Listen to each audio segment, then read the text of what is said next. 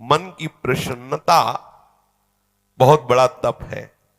हर समय मन को प्रसन्न रखना बहुत बड़ी साधना है, बहुत बड़ा लाभ है, जिसका हर समय मन प्रसन्न रहता है। जानते हो किसका मन प्रसन्न रहता है? जिसका मन प्रभु से अपनापन कर लिया है।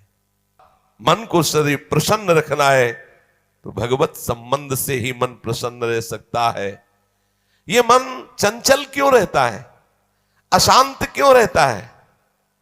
ये जितना विषयों का चिंतन करेगा, जितना नाशवान परिवर्तनशील वस्तु व्यक्ति स्थान का संबंध स्वीकार करेगा, उतना ही जलेगा, उतना ही अशांत रहेगा, उतना ही चंचल रहेगा। त्यागात् शान्तिरनंतरम, जितना ये सब वस्तु व्यक्ति स्थान का राग त्याग करेगा, उतना ही शांत हो जाएगा, उतना ही आनंदित हो जाएगा, उतना ही प्रसन्न हो जाएगा। मना प्रसादः, यदि आप मन को प्रसन्न करना चाहते हैं तो किसी भी व्यक्ति वस्तु स्थान का इसे संबंध न रख ले पावे, ये सावधानी रखना। और होता क्या है, बोले चलो मनोरंजन करते हैं। कहां? किसी व्यक्ति में, किसी वस्तु में, किसी स्थान में, किसी द्रव्य में। होता क्या है, मनोरंजन होता नहीं, एक नई जलन, एक नई चिंता, एक नई कामना, एक नई वासना, एक नया फसाव। चले थे आनंद लेने और फंस गए। हमारा मन प्रसाद, मन प्रसन्न कब होगा? बहुत ध्यान की बात है। भगवान कह रहे त्यागात् शान्तिरनंतरम, यदि आप शांति देना चाहते हो, अपने मन को आनंद देना चाहते हो, प्रसन्नता पाना चाहते हो, तो आप वस्तु व्यक्ति स्थान के संबंध से रहित कर दो अपने मन को। एकमात्र प्रभु के चरणारविंद में आप अपने मन को लगा दो। फिर आप देखें आपका मन सदैव प्रसन्न रहेगा, क्योंकि प्रभु अविनाशी है, वस्तु व्यक्ति स्थान परिवर्तनशील है। वो एक रस प्रसन्न रह ही नहीं सकता जिसका वस्तु व्यक्ति स्थान से संबंध है, नहीं रह सकता, क्योंकि वो एक रस नहीं है तो मन कैसे एक रस होगा? वो विनाशी है, परिवर्तनशील है, मूल में दुख है, केवल ऊपर से सुखद दिखाई दे रहा है।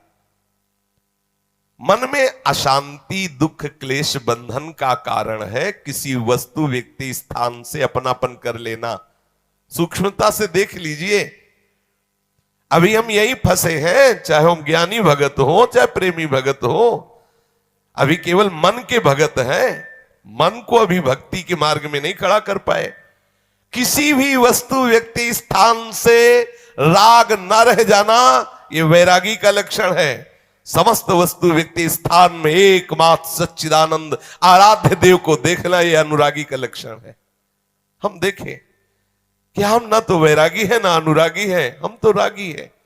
हर वस्तु व्यक्ति स्थान से हम सुख भोगना चाहते हैं। देख लो, अगर ऐसा नहीं तो फिर मन जाएगा ही नहीं। जब तक सुख की लालसा नहीं तब तक मन जाने वाला नहीं। इसको जहां जहां सुख का मिलने का भाव है वहीं वहीं ये जाता है। जब धन संपत्ति, स्त्री, पुत्र, नाना प्रकार की भोग सामग्री, इनमें हम अपनापन कर लेते हैं तो मन हमारा चंचल हो जाता है। सबका प्रश्न होता है, मन भजन में नहीं लगता, चंचल है। मन चंचल आपने किया है, आपको ही छोड़ना पड़ेगा।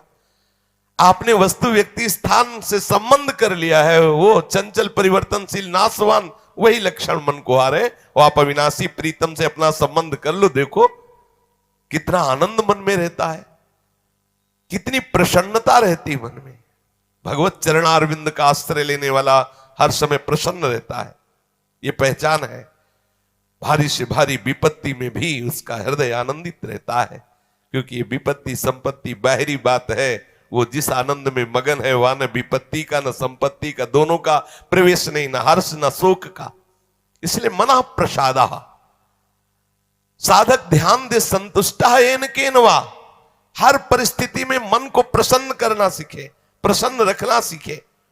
परिस्थिति में प्रसन्न तभी रह सकते हैं जब भगवत चरणारविंद का आश्रय नहीं। कभी परिस्थितियां किसी को चैन नहीं लेने देती, कभी संयोग, कभी वियोग, कभी हर्ष, कभी शोक, कभी अनुकूल, कभी प्रतिकूल, कभी मान, कभी अपमान, इसी द्वंद्व में हम पिसते रहते हैं।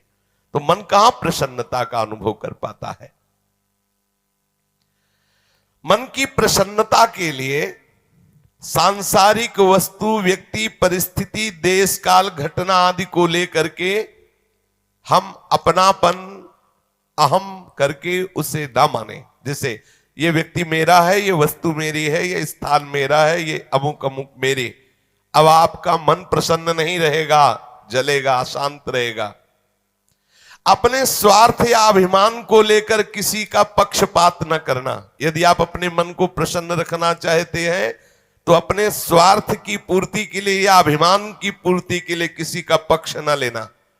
किसी का मंगल करने के लिए, किसी को आनंद प्रदान करने के लिए हम भले सलाह दे दें, लेकिन अपना अहंकार पोषण करने के लिए, अपने स्वार्थ की पूर्ति के लिए हम पक्षपात न लें। नहीं, हमारा मन प्रसन्न नहीं रह पाएगा। मन को सदा दया भाव से युक्त रखे, क्षमा भाव से युक्त रखे। दूसरों को कैसे हम सुख पहुंचावें, ऐसे मननशील बने। सदैव सुख देवे को चाव चित, सब सोहित निष्काम। सबको सुख पहुंचाऊं लेकिन किसी से सुख पाने की लालसा ना हो, मन प्रसन्न रहने लगेगा। मन में जब दूसरों के हित की भावना होती है तो प्रसन्नता का प्रादुर्भाव होता है। और सदैव मन को प्रसन्न रखने के लिए थोड़ा भोजन पाना सीखें, कम बोलना सीखें, कम सोना सीखें और सदैव भगवान नाम जपना सीखें। अखंड प्रसन्नता आ जाएगी। मानते हैं प्रारब्ध के अनुसार शरीर रोगी हो सकता है, परिस्थिति प्रतिकूल आ गई, संसार ने तुम्हारा त्याग कर दिया, लोग निंदा करते हैं, लेकिन आप प्रसन्न रहेंगे क्योंकि आपने बहुत बड़े करुणा निधान आनंद समुद्र प्रभु का आश्रय ले लिया है। उस आश्रय में जो बाधक भाव है उनका त्याग कर दीजिए। अधिक भोजन करने वाला कभी प्रसन्न नहीं रह सकता। और बड़ी विचित्र ये जिह्वा है, ऊब गए भगवान।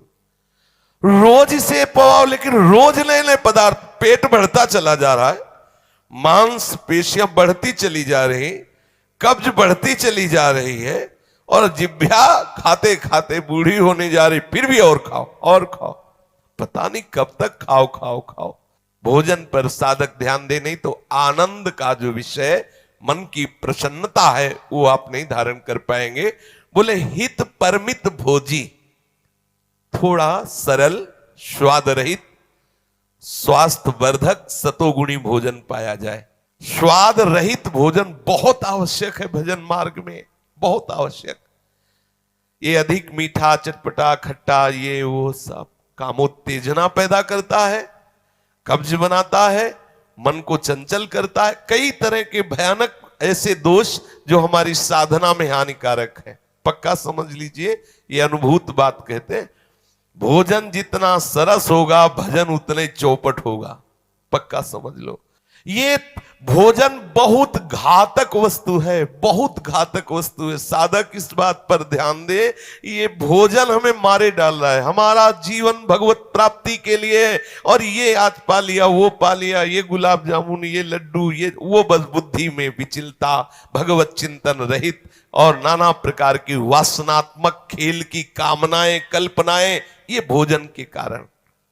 बहुत आवश्यक है भोजन सुधारना। भोजन नींव है परमार्थ की।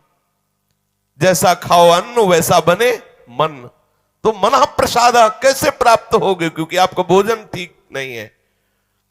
बहुत सावधान, बहुत सात्विक और नियमित परमित भोजन हमें मन प्रसादा स्थिति में निश्चित निश्चित प्रतिष्ठित कर देगा। दूसरा, नित्य में एकांत सेवी। उपासक को चाहिए कि कम लोगों से मिलने का स्वभाव बनाए। सत्संग सुना या गुरुजनों के पास बैठकर जो प्रश्न उत्तर हुए, बस चुपचाप एकांत वास करने का अभ्यास होना चाहिए। हर समय हम किसी से बात करते रहे, हर समय हम किसी से मिले रहे, हर समय कोई हमारे समीप रहे, तो हमारी अंतर्मुखता नहीं हो। भले वो हमसे बात न करे, लेकिन हमारी अंतर्मुख वृत्ति में वो बाधक हो जाएगा। इसलिए साधक को चाहिए कि एकांत सेवी बनने का स्वभाव बनाए, ज्यादा किसी से बात नहीं कर। वैसे बात करने का नियम तभी रखना चाहिए जब कोई आपसे प्रश्न करे और प्रश्न का उत्तर आवश्यक है देना, उत्तर देने से उसका मंगल होगा तो ही बात करें, नहीं ना करें। बहुत कम जीवन है हमारा, बहुत कम समय है। हम अगर व्यवहार प्रपंच की सत्ता को सत्य मानकर केवल यही हमारा कर्तव्य है, यही ऐसा व्यवहार का निर्वाह करना, तो हम भगवत साक्षात्कार कब करेंगे? कब हमारे हृदय में वो अखंड प्रसन्नता, कब हमारे हृदय में वो अखंड विकलता भगवत साक्षात्कार की होगी?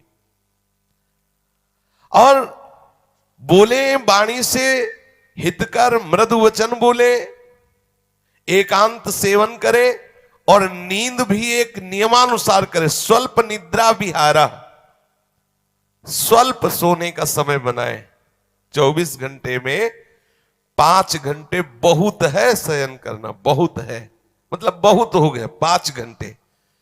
6 घंटे तो उनको जो बहुत शारीरिक श्रम करते हैं, 7 घंटे मतलब खत्म।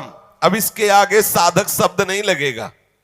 6 घंटे तक तो मतलब बहुत हो गया कि बहुत श्रम करता है, इसलिए ठीक है। 7 घंटे मतलब प्रमाद स्थिति आ गई, 7 के बाद तो प्रणाम है, फिर तो कोई बात ही नहीं है। अब आप देख लो किस श्रेणी में आप हैं। उत्तम साधक 4 घंटे में हो जाता है, ठीक है। 5 घंटे, 5 घंटे पर्याप्त है।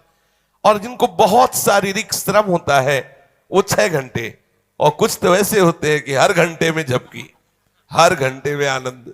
हाँ, समाधि भाव को, निद्रा समाधि स्थिति, व्यास भरोसे कुंवर के सोत पाव प्रसाद। सत्संग हो रहा है, थोड़ी ढिलाई हुई, बस गए समाधि में, गए बिल्कुल। हाँ, मक्खी बन बनाए चाहे मच्छर बन बनाए चाहे महात्मा बन बनाए, कोई फर्क नहीं पड़ता। अपने निद्रा समाधि स्थिति, आओ समाधि भीतर। स्वामी हरदास जी कहते, मनी उतना डुलाओ, आओ समाधि भीतर। आ गए तो थोड़ा सावधान करे। स्वल्प निद्रा विहारा, और घूमने फिरने का भी एक नियम होना चाहिए। आपकी दिनचर्या एक नियमित होनी चाहिए। यदि आप नियम के अनुसार भोजन, नियम के अनुसार शयन, नियम के अनुसार घूमना और नियम के अनुसार बोलना चालना रखेंगे नियम से, तो आपका मन बहुत शीघ्र भगवत चरणारविंद में लग जाएगा। भगवत चिंतन से मन में प्रसन्नता आ जाती है। यदि आप ऐसा करेंगे तो आपका मन सदैव प्रसन्न रहेगा।